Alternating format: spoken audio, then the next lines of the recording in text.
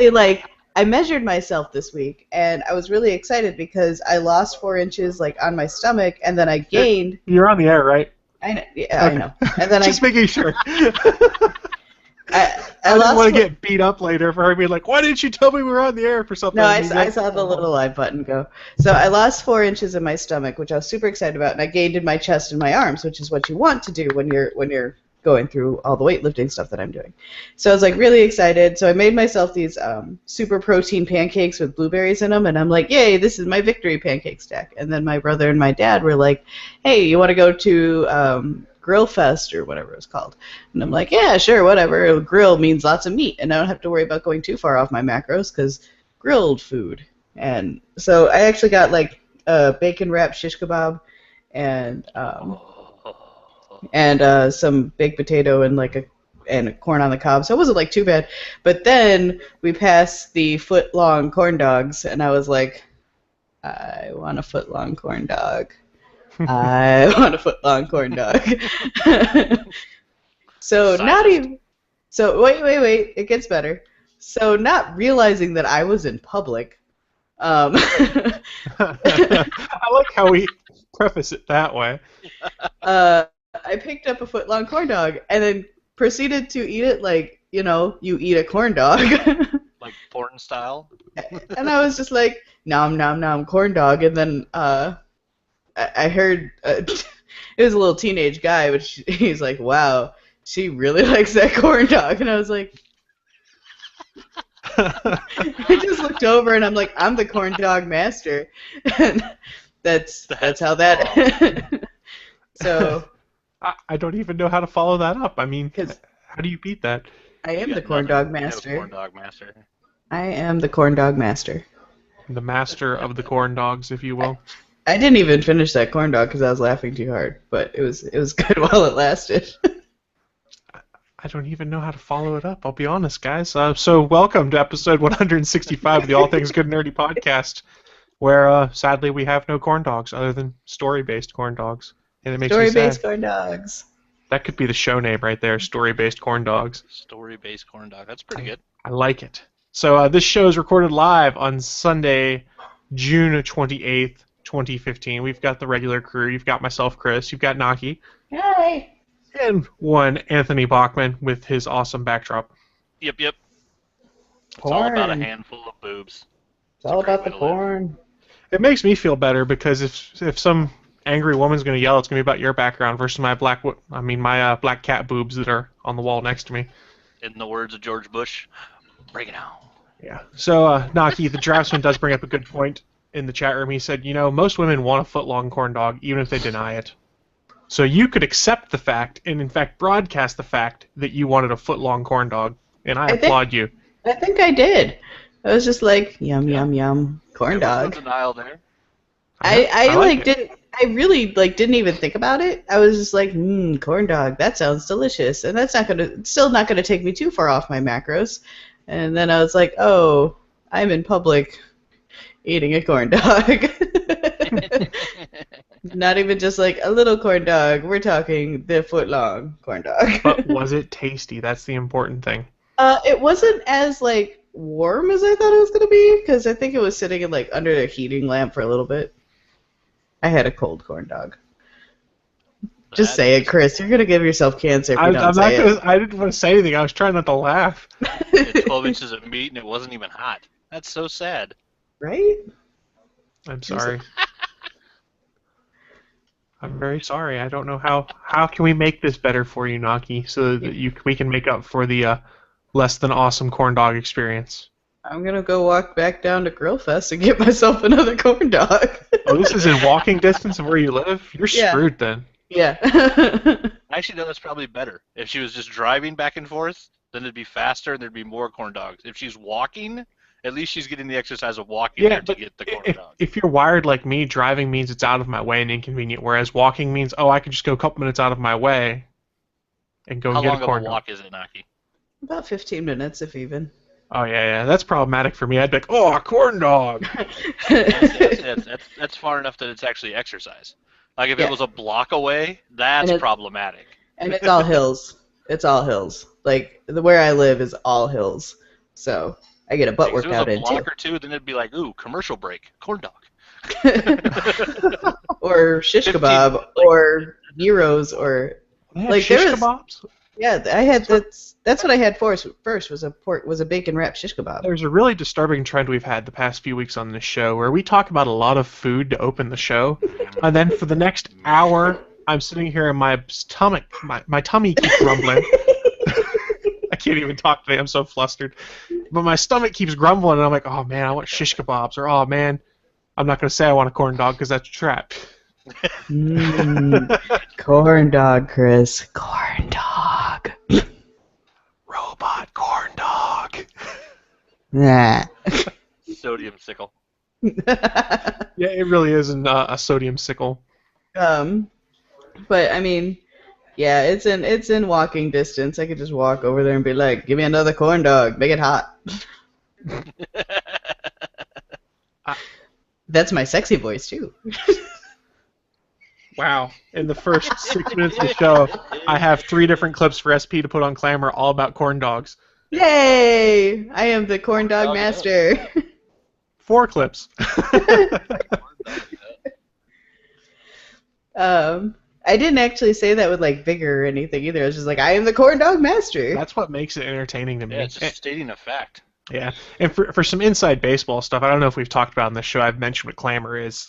It's an iOS app that SP introduced us to. It's like 18 seconds of podcasts. So basically people take highlights of their podcasts and they put them on this app, and that's how he gets a lot of his news each day. He'll listen to just a news stream of Clamor stuff where it's like 18 seconds of news. And if someone really likes what one of those clips are, they can click on that and then it redirects them to the full show so they can listen to the rest of it. So it's kind of a cool way for podcasts to get themselves out there and try and attract people is with short little clips of hilarity or stupidness. In our case, kind of like it's the Twitter. It's kind of like the Twitter of podcasts. Exactly, it's the Twitter for podcasts. The problem that we have, at least myself, is it is only on iOS, and the only thing I have that's iOS is my iPad. So it's not often with me when I run into one of these. So SP is kind enough for me to send him a time code, and then he makes the clamors and puts them out on the Gonna Geek Twitter account. And then I try to retweet them. That's how you got Anthony the Sailor Man as just a song in by itself. Well, I actually have that in my email. Although, did you fix it so that you got the whole thing? I don't know. Probably not because I'm lazy. You know. I figured I'd just be honest. I mean. Oh, that's fine. I mean, they only missed one line, so it's not a big deal. It's hard to condense all of that into 18 seconds. Yeah, I understand. And that could be a sex joke also, so damn it, why'd I say that? Powerful thrusts. Maybe that should be the name of this week's show. I feel like all of our show names are either food or sexual entendres. Yeah. The corn dog master semicolon powerful thrusts. Oh, I've got noises happening.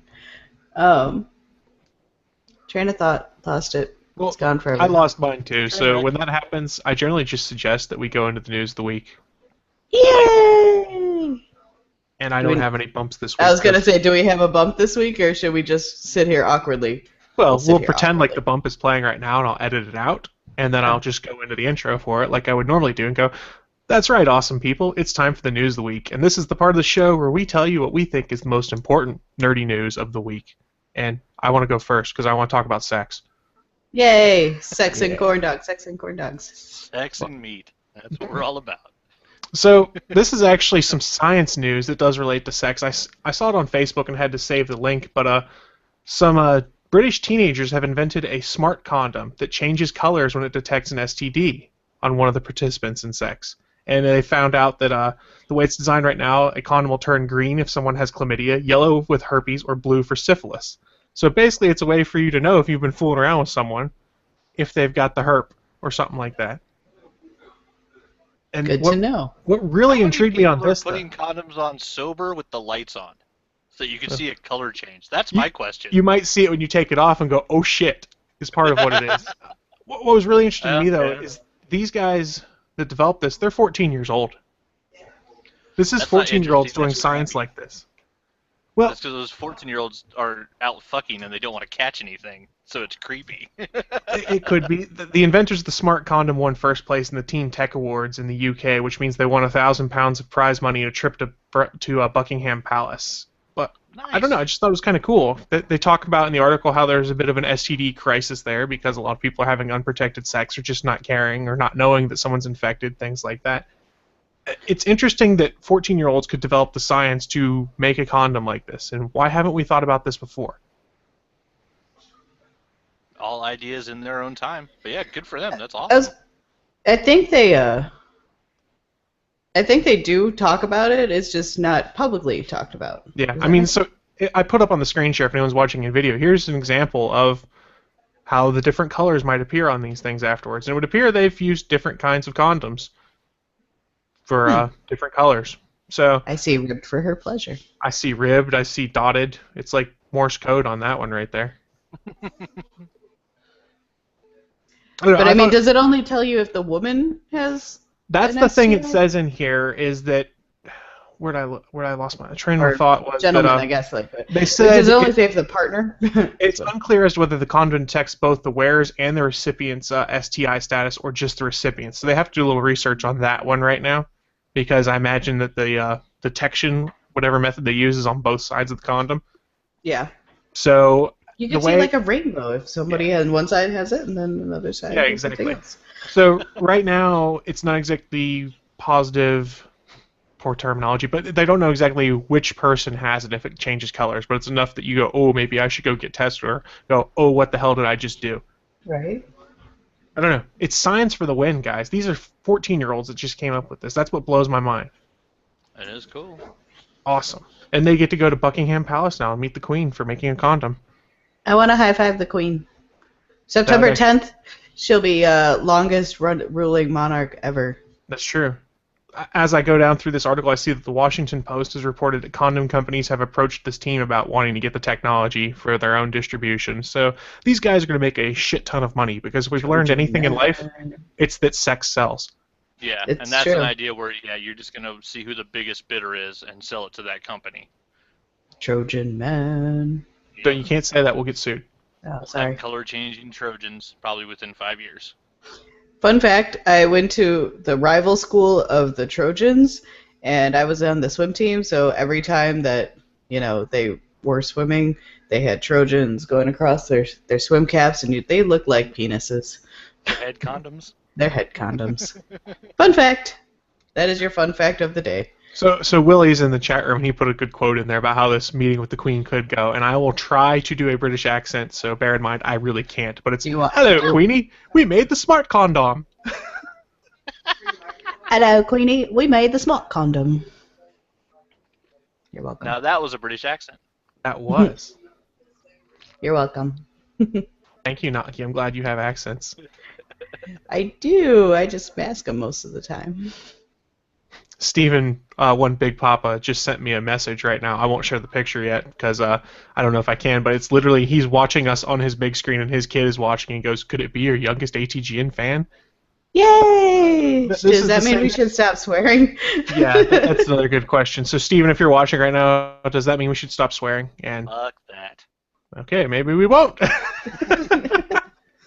I don't actually swear that much. I've actually, when doing like recording editing and stuff like that, I'm like, oh, I don't swear nearly as much as I think I don't either anymore, and it's because I can't swear on other podcasts I do, so then I forget that I can swear here. Yeah, it's all me. I can't. Piss, fuck, cunt, cocksucker, motherfucker, and tits. 7 deadly words you can't Steven say said on I can show this radio. picture, so I will show it right now. You can say them on the internet. See, I can't swear at work, and then I just kind of fall into that. 'Cause Yeah, I work with children, and they don't like it when you teach them swear words. So here's our youngest ATGN fan. He's watching Naki right now. I am wearing the sexiest face right there. Holy crap. That is... I am creepy. Wow. Why doesn't anyone ever tell me I'm creepy? You just learned the 7 deadly words? Awesome. So are you saying I should just leave this picture up for the entire rest of the show now? No.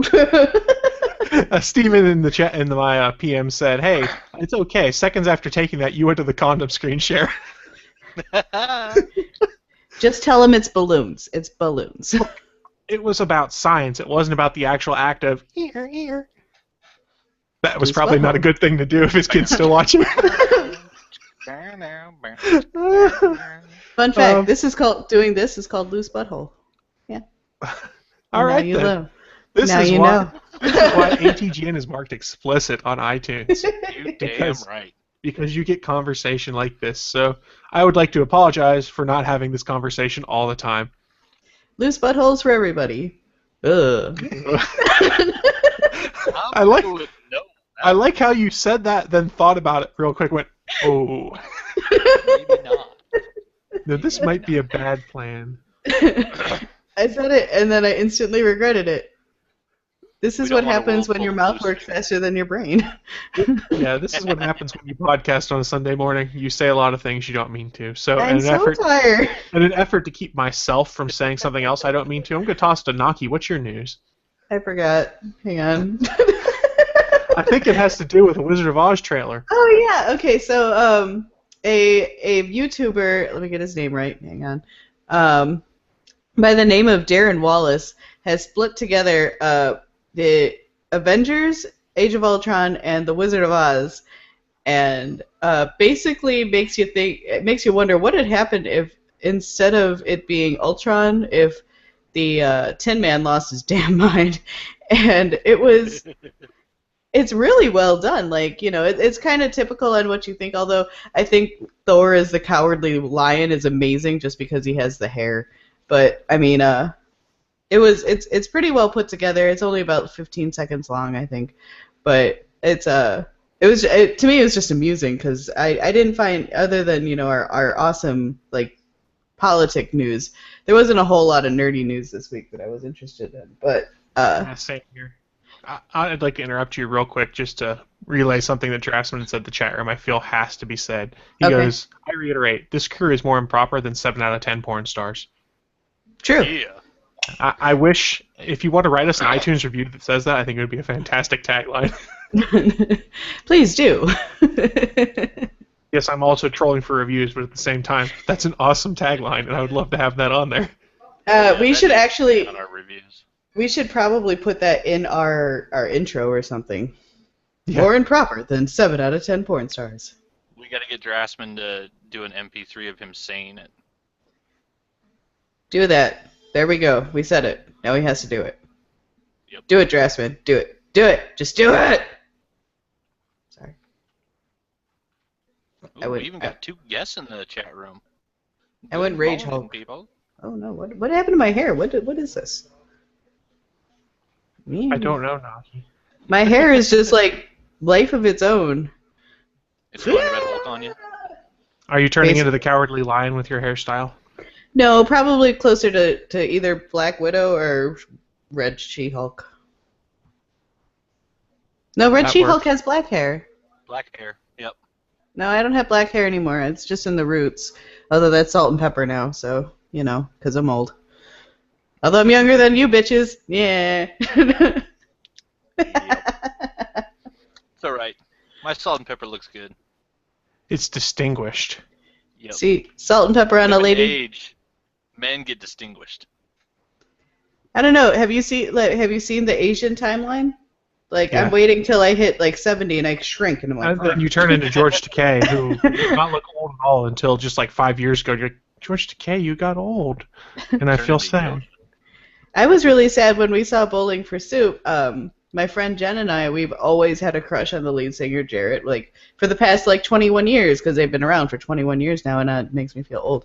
But in the past, like, 3 years, and he actually tweeted about this, he's gained so much weight, and he tweeted about it a couple weeks ago, where he's like, yeah, in the last year I gained 75 pounds, and we're just like, aw, I still love you, it's okay. That's a bad. Yeah, that's a human. Yeah, 75 pounds in 1 year, Jesus. Yeah, he went through a rough patch. And apparently It happens. Ate his feelings. Well, that's what I did. Why do you think I'm on a strict workout regimen now? I get it. More power to you, fluffy man. Fluffy man. Let's kick it to Anthony. What news you got for us this week? My news of the week is all things Spider-Man. We will start off with, they did make it official. When Secret Wars ends, the Spider-Man title in the Marvel Universe will be written by Brian Michael Bendis, drawn by Sarah Pichelli, and it will star Miles Morales as Spider-Man. Yay! And But didn't they Bendis also say there's going to be an amazing Spider-Man that's Peter Parker, or did I misread that? what they're saying is that Peter Parker will still be there, and what they haven't nailed down yet is who Peter will be and what his role will be in the Marvel Universe. And so it's kind of why I'm kind of, tossing up how excited I am about this announcement, because, I mean, I like Miles Morales. Miles Morales in the Ultimate Universe was a fantastic character because, spoilers, Peter Parker in that universe died, and Miles took up the Well, mantle he died as the for a lead little while. Spider-Man. Yeah. They found out that basically the clones in that world, or anybody with the powers from the Osborn serum, which came from the spiders, are pretty much immortal, is what they're finding out. Yep. Green Goblin and Peter both came back from the dead, and they don't really know why. But yeah, in that world, Peter Parker died, sacrificing his life to save Aunt May from Norman Osborn, and then Miles took up the mantle, and it was basically a perfect storyline. I've read, Ultimate Spider-Man since the beginning, and Bendis has written a fantastic character and a great character that took over the role. But bringing Miles into what will be the new, I guess, I don't know if they'll call it the 616 or whatever. It'll be the Marvel Cinematic Universe comic book universe, basically, post Secret Wars. We're going to have Miles running around as the Spider-Man in Manhattan, which is awesome. But it's one of those things where with Bendis is writing that, and I'm assuming Dan Slott's still going to be on whatever the Peter Parker book is. I'm wondering how that. I'm still waiting to see what the interaction's going to be there between like Peter as his mentor or however they handle that. I'm But just happy that they're doing both Peter and Miles, and they didn't try and be like, oh, Peter can no longer be Spider-Man, it can only be Miles. Yeah, or Peter they can were no longer smart have powers. to try to get rid of Peter Parker, because that would be a guaranteed thing where it wouldn't last more than 6 months. But yeah, I'm knowing that after Dan Slott has written, I think, almost 400 issues of Amazing Spider-Man in a row now, if you include the Superior Spider-Man stuff. I was kind of hoping that when the book launched in the post-Secret Wars world, that what we would get is a Miles Morales written by Dan Slott. Because right now, Dan Slott is the writer of Spider-Man. And so I understand that Bendis is keeping it because it's basically his character. He came up with the Ultimate Spider-Man idea and has written every single issue of Ultimate Spider-Man. No writer has ever written that character other than Bendis in the main title. And so it's one of those things. Well, I mean, I'm excited to see how they're going to do it. But to me, in a world where, if Peter Parker still exists and has spider powers, then Miles Morales, even though Bendis is saying it's not Spider-Man with an asterisk, he's the real Spider-Man. No, he still has an asterisk because he's Spider-Man Jr. Yeah. If Peter Parker's in the world, has his powers, and is his mentor, then Miles is Spider-Man Jr. That doesn't make Miles less of a character, because Miles is a fucking fantastic character. And for those that don't know, he actually has different spider powers, too.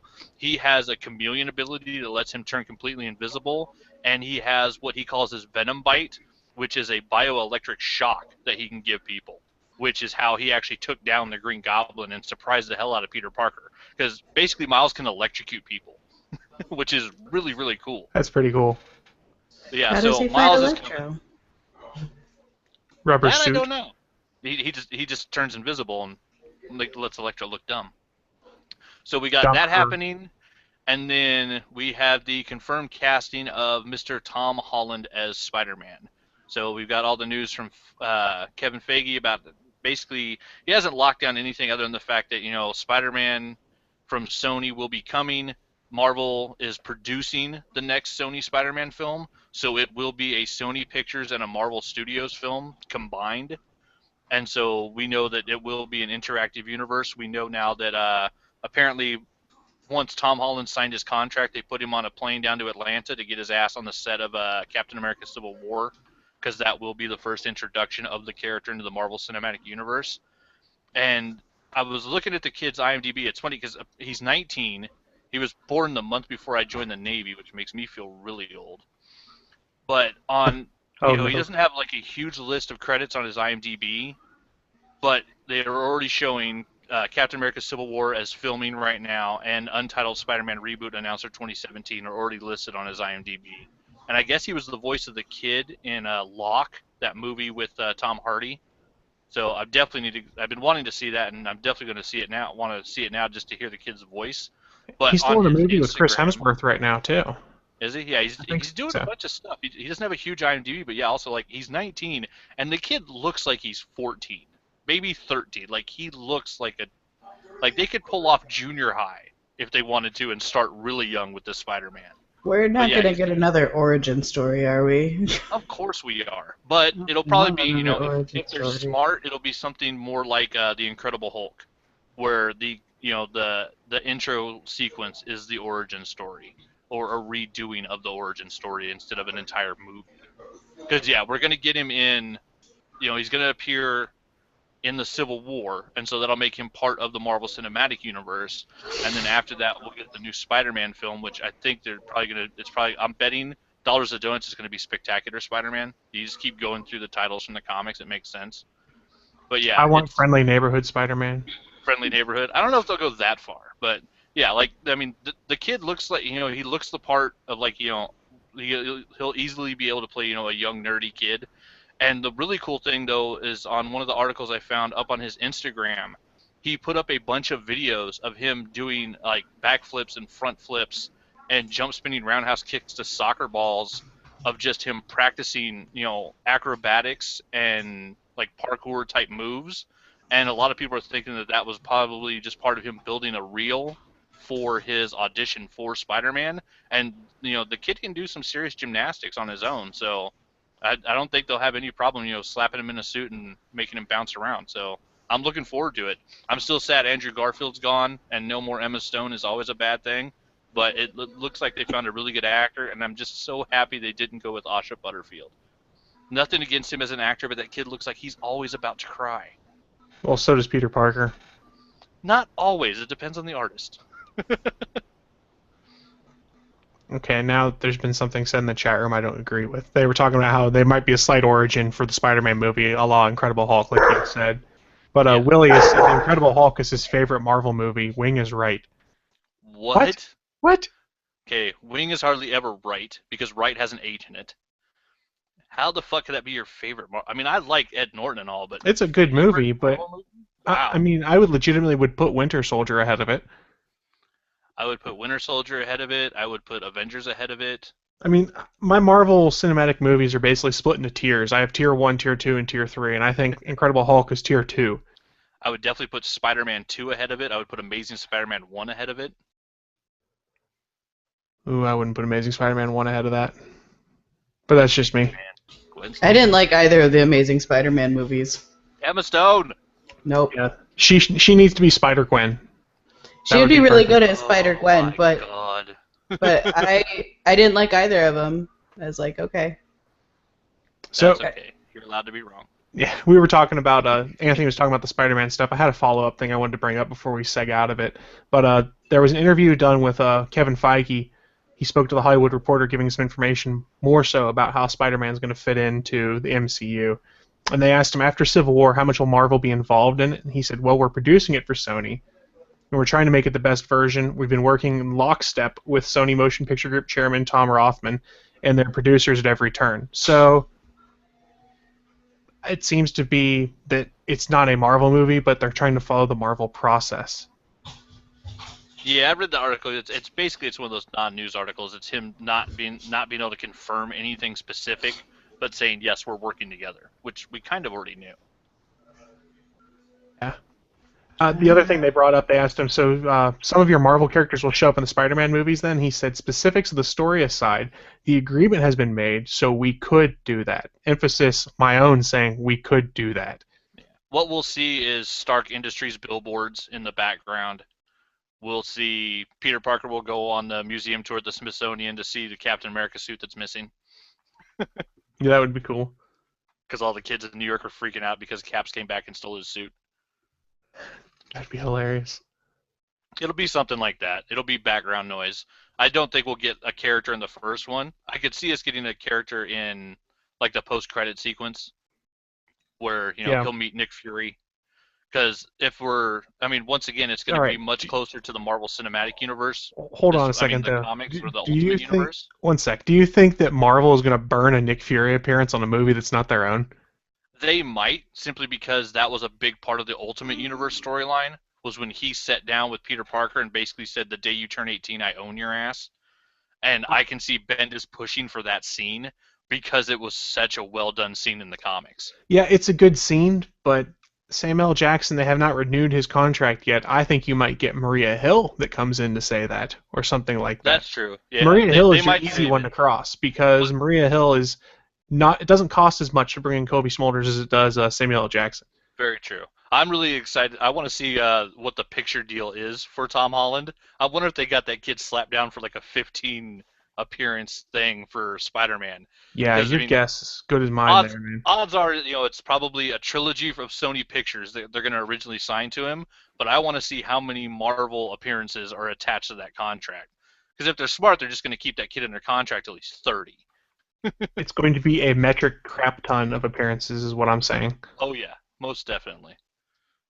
One And, metric and crap if ton. he has a good, smart agent, every one of those appearances will have an increased amount of back end where he just gets a percentage. Because that's how you make the big Robert Downey Jr. bucks.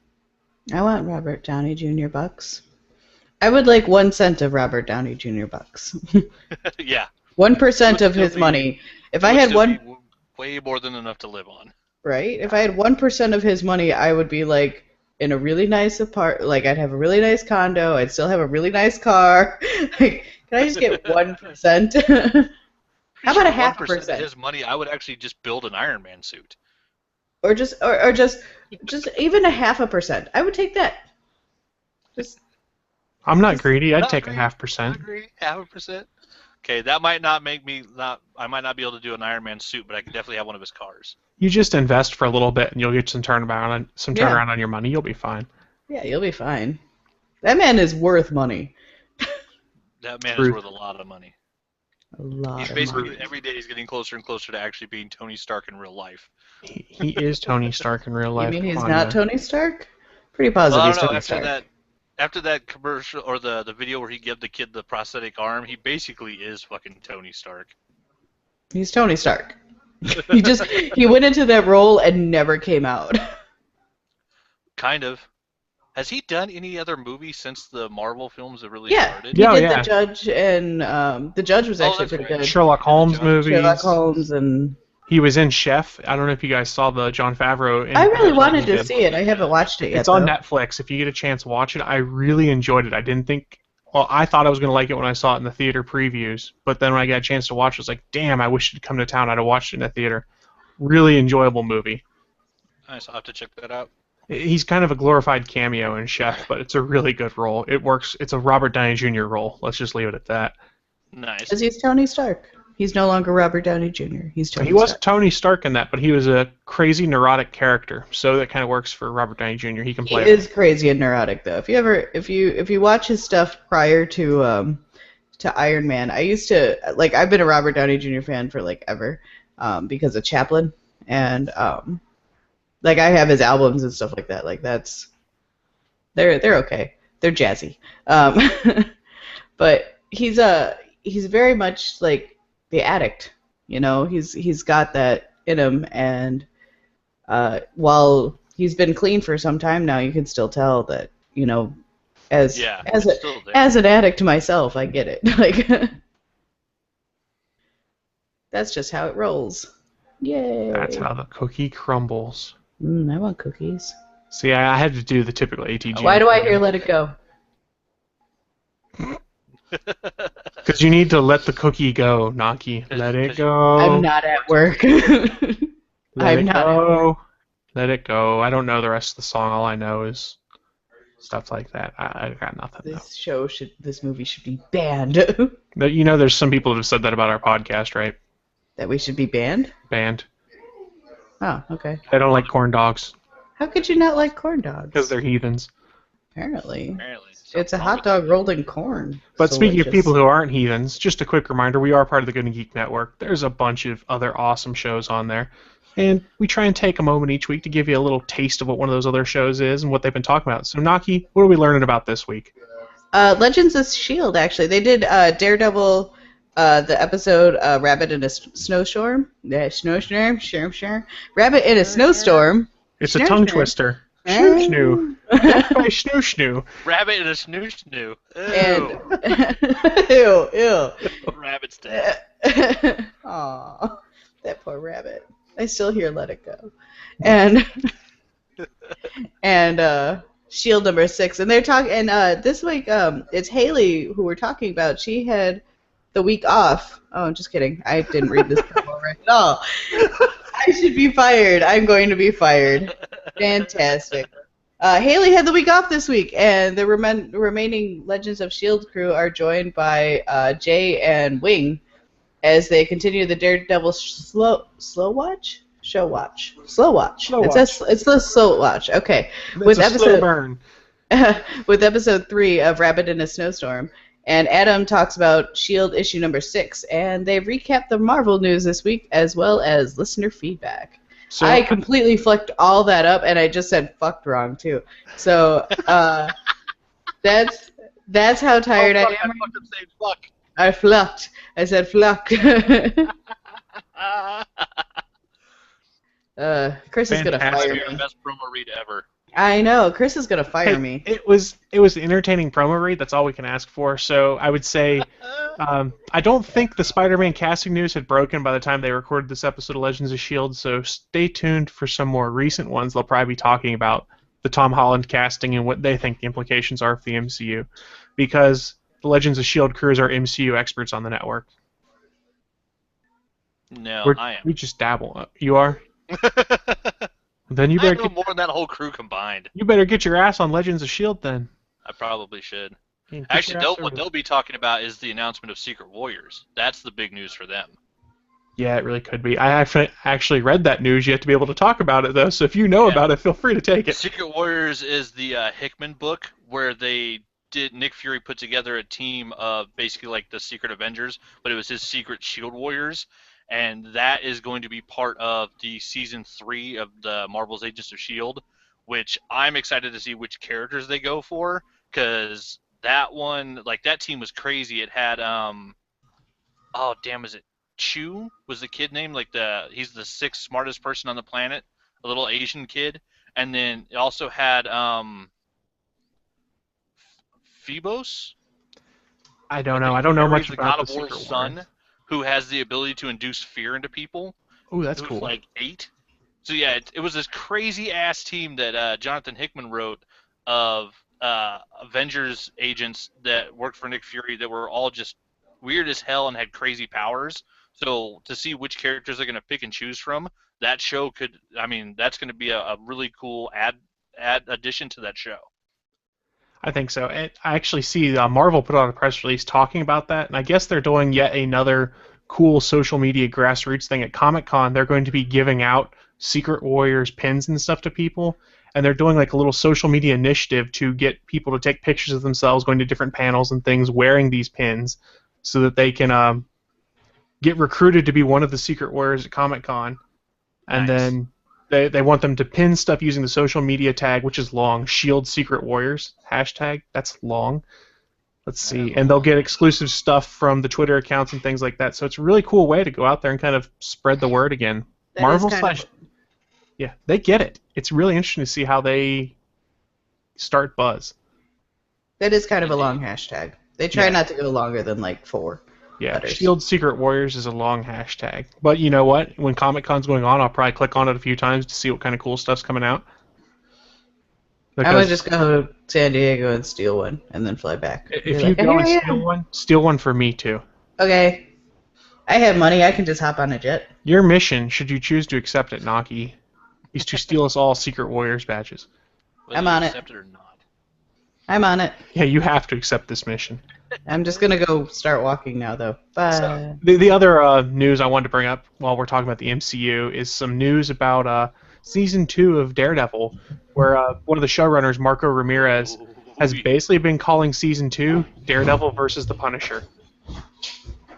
It's not going to be the Punisher just has a guest appearance. It sounds like they're going to be on the opposite side of the spectrum on how they want to bring justice to Hell's Kitchen. And there's a lot of rumors that it's going to tie into a comic arc, take a lot of inspiration from Daredevil versus the Punisher, Means and Ends, which I think could be really cool. I haven't read the book, but I'm going to go pick it up now. That does sound like an interesting concept. Yeah, Well, 'cause they're gonna have to aim high to beat that first season. Because damn, that was a good season of television. The hallway fight. Yeah, that hallway fight Yeah. is awesome. And I checked just to get the name right. It's Phobos, is Alexander Aaron, the son of Ares. It's Nick Fury's team, and the big thing on it is one of the big characters on that team was Daisy Johnson, codenamed Quake. And for those that are watching Agents of S.H.I.E.L.D., you'll know why that team is that important to that show. And then you have Sebastian Druid, the son of Dr. Druid, Yo-Yo Rodriguez, the daughter of the Griffin. There's a bunch of badasses on that team. I can't wait to see who they pick and choose to add to the show. That should be awesome. They'll be smart about it. I mean, the one thing they've proven is when they add characters, they're generally pretty smart about who they add, and they make it so people like them. Because some of the best characters in Agents of S.H.I.E.L.D. are ones they added in Season 2. Though, of course, now they'll all be Inhumans. Well, yes, because no more mutants. Because Marvel's getting rid of mutants, basically. Goddamn Scarlet Witch. Well, I haven't read enough of Secret Wars to know what's actually going to happen. At this point, Doom's just going to fuck up. That's eventually. Everybody knows. He made himself God. At some point, he'll fuck up. That's what we're waiting for, is the other shoe to drop. What happens? Doom always does. God Doom. He's self-destructive. He can't have things good. He can't handle it. Doom. Oh, do you guys want to make fun of the PC Master Race for a little bit? Yeah, we know you want to because you've been playing. So, have fun, all you PC gamers of Batman Arkham Knight. I'll be over here actually playing the game. I don't know if you guys had heard. Warner Brothers Games basically said, if you bought the game for PC, feel free to use the Steam refund policy because it's broke as fuck.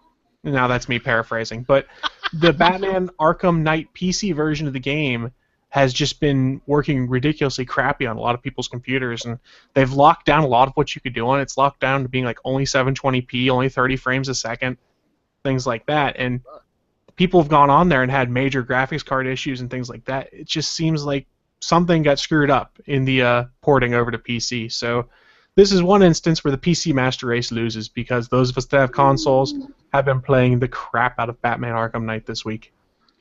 Sounds I like haven't. one of those Call of Duty Black Ops where they didn't actually play test it on all the systems. They play tested on one and then ported the code and said, "Oh, it'll work fine." See, where it gets interesting is they had a separate team that was there to do the code porting and things like that. There's the same team that did the PC conversion for Arkham Origins, was doing the Arkham Knight conversion. And Arkham Origins, I'm told, was fairly buggy at launch, and it seems as though Arkham Knight is fairly buggy at launch. And to be fair, there have been issues found on the console side of things. Like, I know the leaderboard function isn't working on PS4 right now, things like that. So it's not a flawless launch, but it doesn't have to be flawless in today's world. Little bugs people can get over, but big bugs that keep you from playing the game, people don't get over that very quickly. You remember back when they used to actually finish play testing a game and make sure it worked before they sent it out to the public? You know why? Because we have something called pre-orders. There's that, and the other thing, and I was talking about one of my friends at work about this, is the fact that they know they can just drop day zero patches and stuff like that, or they can push out a patch real quick if there's something that's a major problem. Like Batman Arkham Knight, I had almost a 4 gig patch to download on day one before I could play the game. That's pathetic. That's because we have something called because there's a lot of issues in general, but pre-orders kind of locks you into that date, and then if you're not done, you can't not put it out. You kind of have to put it out. So that's why I'm down with pre-orders up with skirts. I will give Rocksteady and WB Games credit. Is remember they pushed back Arkham Knight 6 months because they said it wasn't ready. Imagine what this would have been like had it launched 6 months ago when it was supposed to. Yeah, I mean, some of them will still push it back, but most of them don't. So the stuff that does work, is it fun, Chris? Yes. I'll talk about it at the end when we get into what we've been getting into, but I've had a lot of fun with it. Tales of the Borderlands Episode 3 is out. I can play that today. I'm still playing Episode 1. I'd seen that Episode 3 was out, so I will probably fire up Steam after this podcast is over and download my update so I can play some more. See, I've only played it on console. See, now we're switching. Well, it's called Steam Sale. When I could buy it for $10 on Steam Sale, it was a lot cheaper than buying on console. Naki's listening. No, Steam Sale's over. It's over. She's safe. I'm done. I'm safe. Now there's well, Anthony posted this. Have you seen the Humble Bundle for Borderlands? Yeah, I own everything that's on there. Okay. But part of me was like, I should buy it and then give it to somebody. But Well, right now, Naki, I don't have the money. When did you buy that Borderlands stuff? If it was within the last 2 weeks, you can return it on Steam, and then you could buy it via the Humble Bundle. The first Borderlands game was Steam sale. See? And now you're thinking. I'm thinking with portals now, guys. You know, Naki, I don't have any Borderlands games. Uh-oh. God damn it. Uh-oh. I don't have you on Steam. I can't give it to you.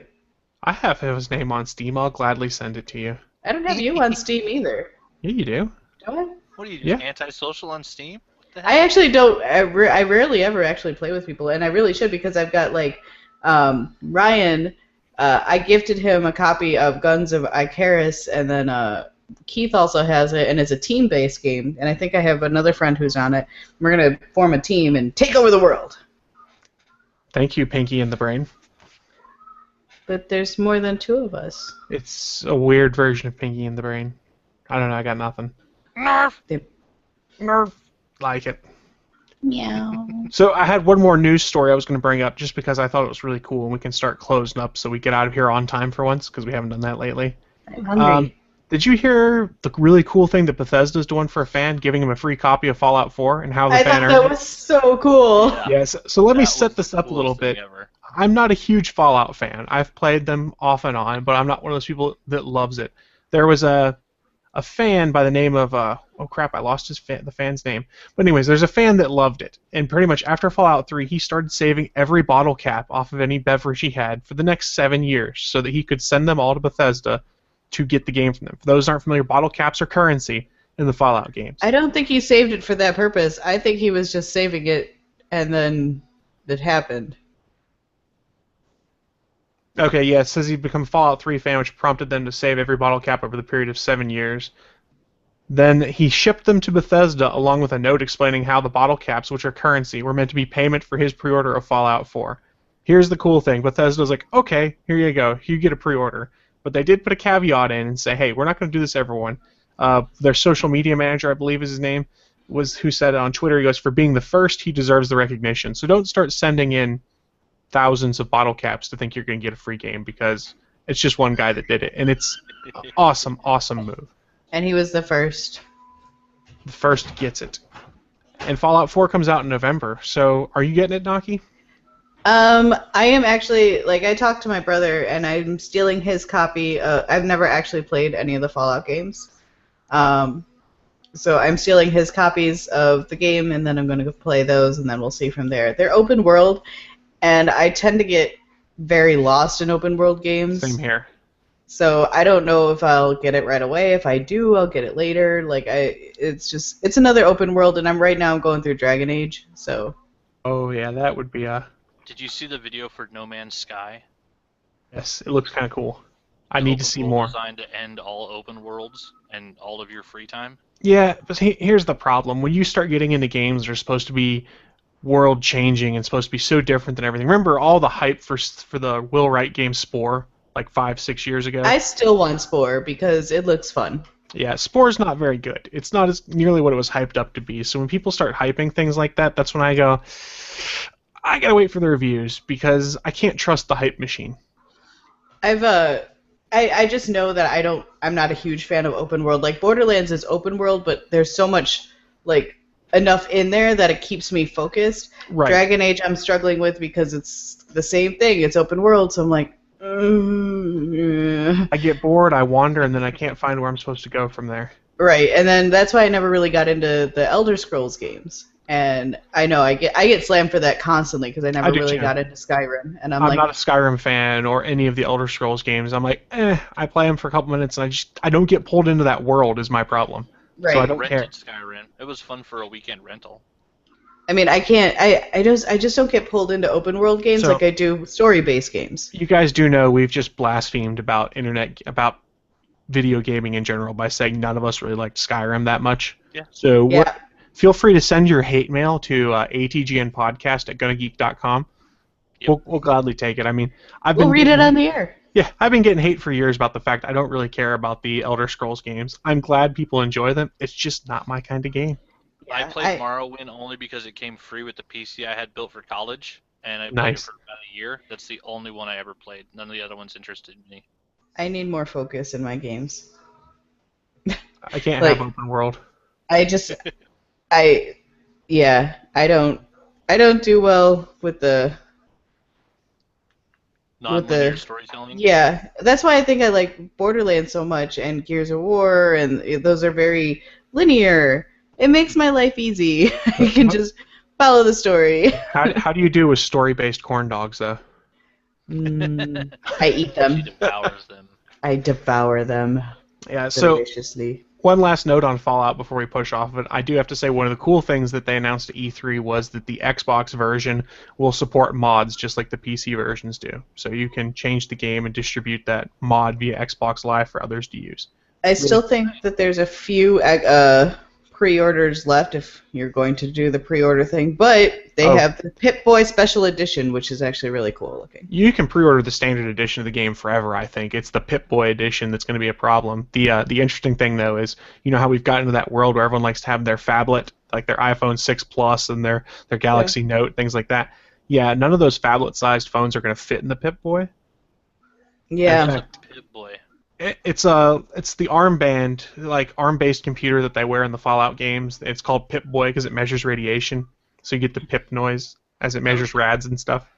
Oh, so the pre-order gives you a version of that fits your smartphone? Yeah, the pre-order gives you like a molded Pip-Boy that you can put on your arm and slide your phone into, and then can run the Pip-Boy companion app. Because they announced that at E3. There's the Pip-Boy companion app, which gives you a second screen experience you can run on your phone.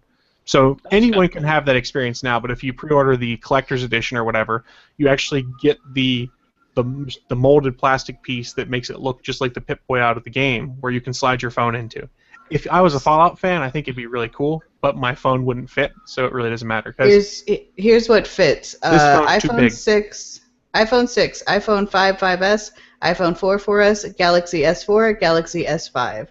The largest phone on the list is the Galaxy S5, measuring 5.3 inches by 2.25 inches, which means the Galaxy Note and the iPhone 6 Plus owners are out of luck. Yeah.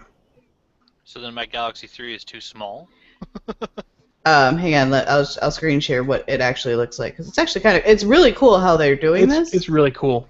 But, why? No. Okay, wait, that's not what I wanted to do. Why can't I share? Let me share. Let me share. I'll go ahead and admit, I only played one of the Fallout games, and I stopped playing after a day and gave it back to the person who let me borrow it because the damn volume didn't work. That's weird. That's really weird. Here's what it looks like. It'll be molded, and it's pretty cool. And then underneath, you can see where it says these are the. That is cool looking. Yeah, it's pretty cool. My buddy Colin let me borrow I think it was Fallout 3. And for some odd reason, he had never had any problem of it on his Xbox, and I popped it in my 360, and there was no sound. That's weird. And I found that it is super annoying as fuck to try to play a first-person shooter with absolutely no sound. So yeah, I tried it for like a day, and I gave it back to him like, I can't play this. It's driving me insane. There's no noise. You have to have the sound. That's why they hire the sound designers and stuff, because there's musical cues that tell you things are going to happen. Like music picks up and gets intense when you're in the middle of a fight, or you hear someone step on something coming towards you. I can't imagine playing a game like that with no sound. Yeah, so yeah, I got back to it after a day. At some point, I'll have to try.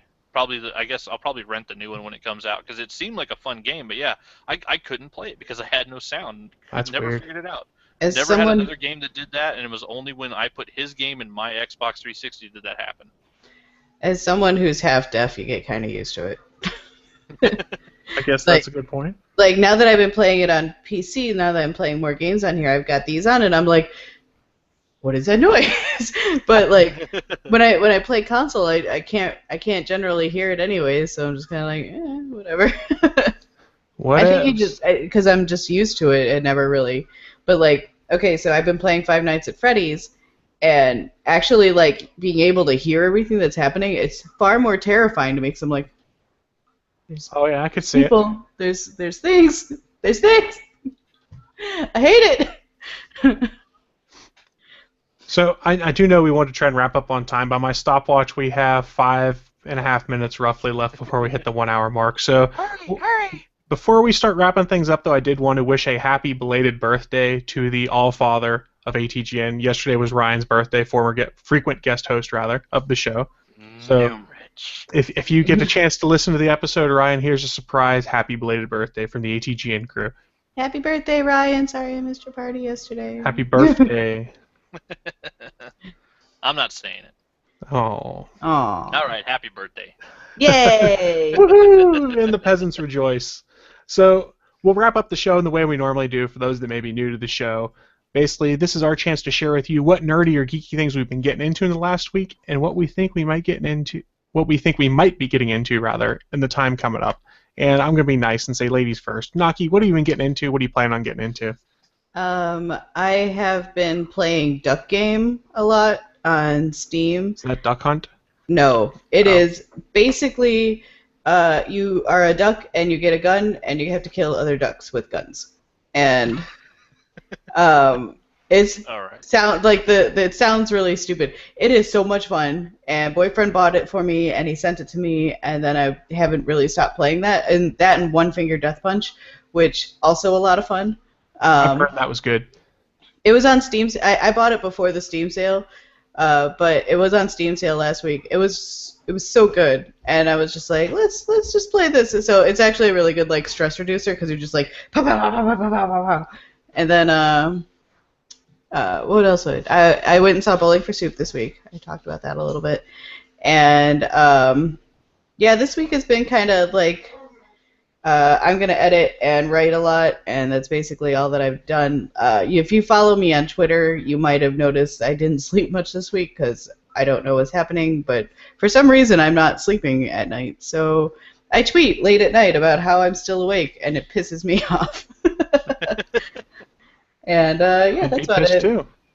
I stayed up all night Wednesday to Thursday for no reason.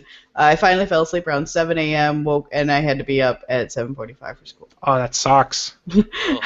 That sucks hard. So that's my life right now. Ooh. Woohoo! So I'll go next, and we'll let Anthony wrap things up because he generally does. Yeah, I got Ryan on the brain. It's almost. How could you not? Have you ever seen that handsome mug? Ryan the Lion. Yeah, So I'm not impressed. what I've been getting into, you guys all know Batman Arkham Knight, so I'll talk about that at the end. I watched The Rock's new TV show on HBO. I enjoyed it because it's The how Rock. was it? I had a keep lot of seeing fun. it on Instagram, but I haven't seen any part of the show. I need to look. I saw a link, and I can't find where it was again, but supposedly HBO was going to show it for free on Facebook and some other social media platform for a couple days to try and get people to co-watch and drive more interest. So keep an eye on social media. You might be able to watch episode 1 of Ballers for free. I don't remember where I saw that, and I'll try and find the link later and put it in the show notes if I can. See, I got to play electrician a little bit yesterday because I had to fix a couple lamps in my house where the switches is busted, so that was fun.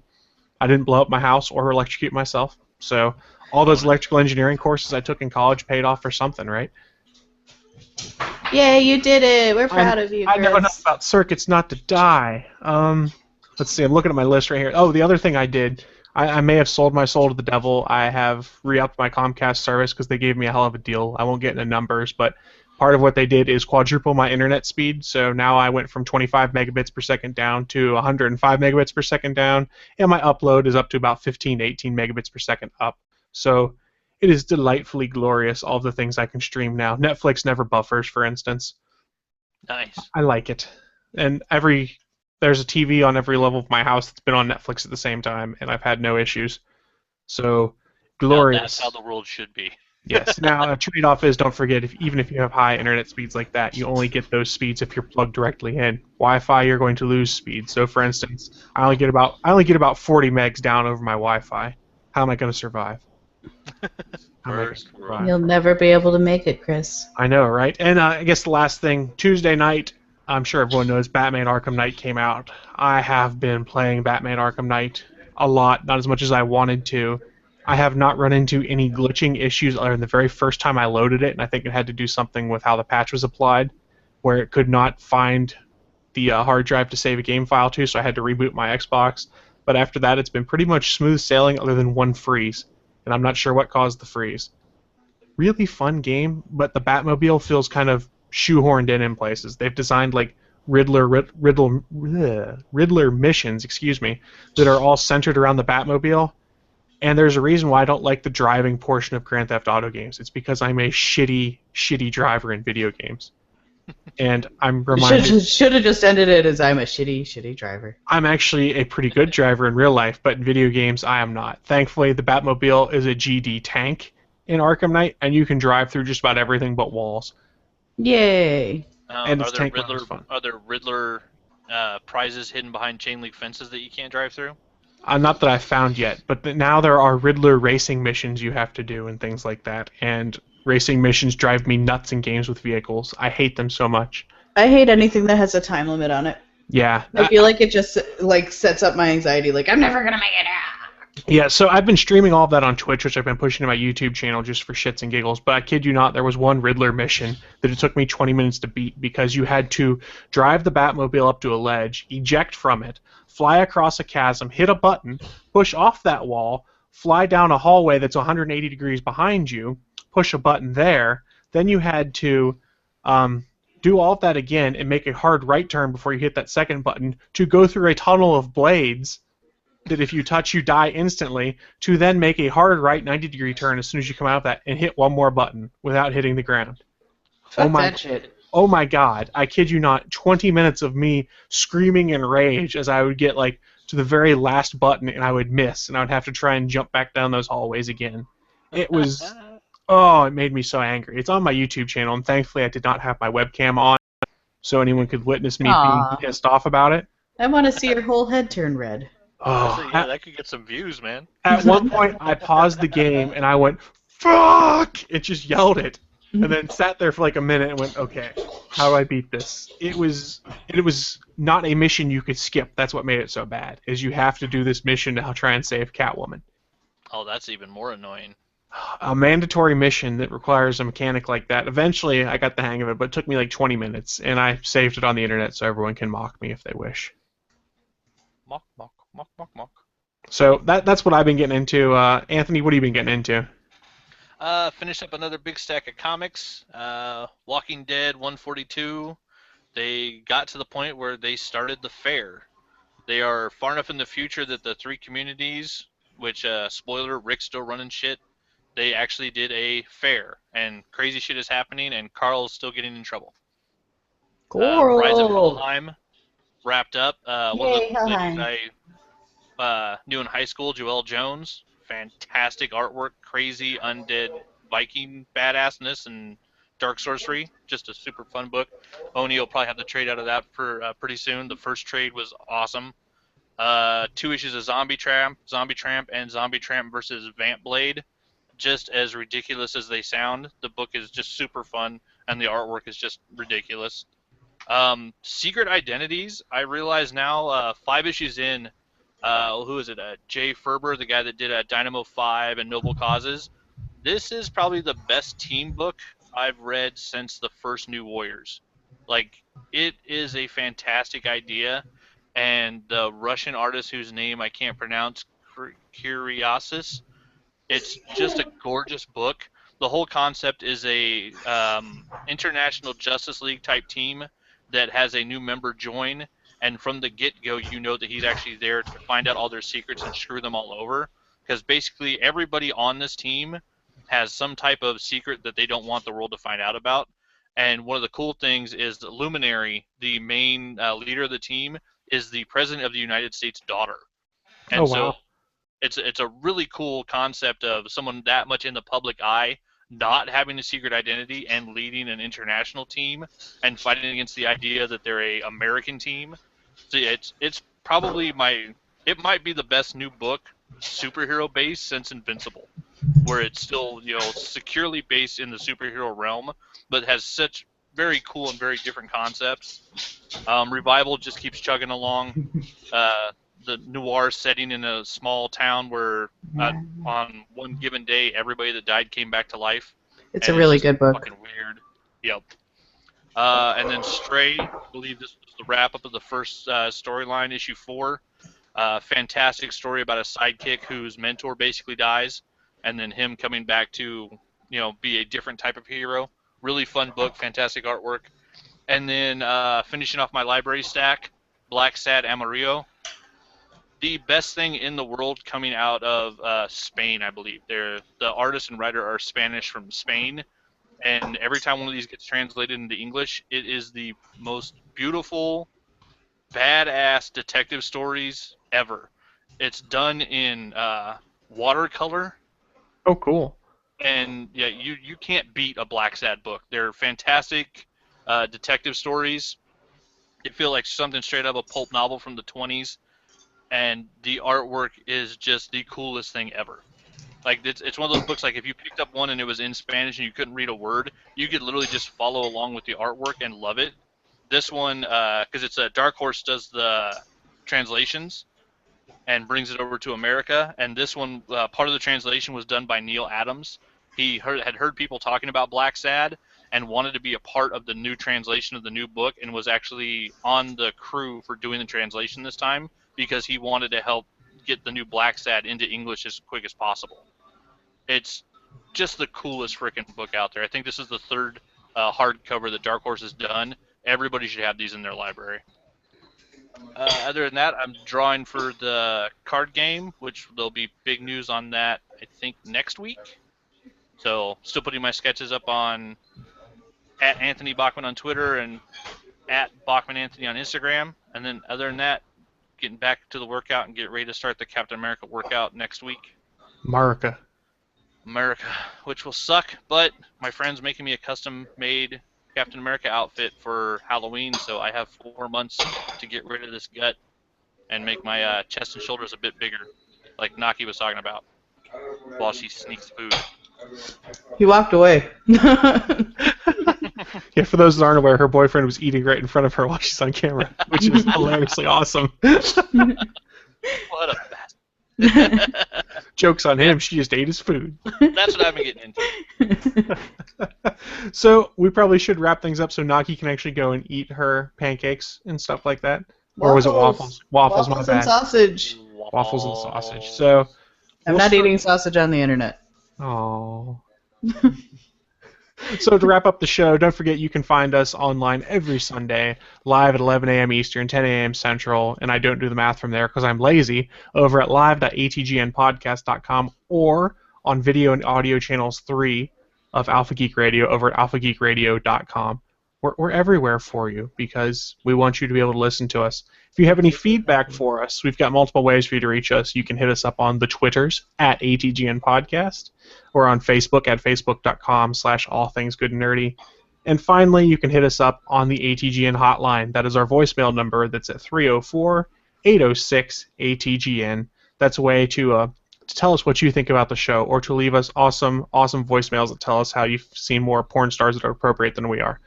Hint, hint. Hint, hint. You should do that, just saying. I think you should do that. But unless anyone else has any final thoughts, I think we're getting out of here. You guys got anything? I need to eat these waffles. Naki needs to eat these waffles. I need to go find waffles. I will hunt them down.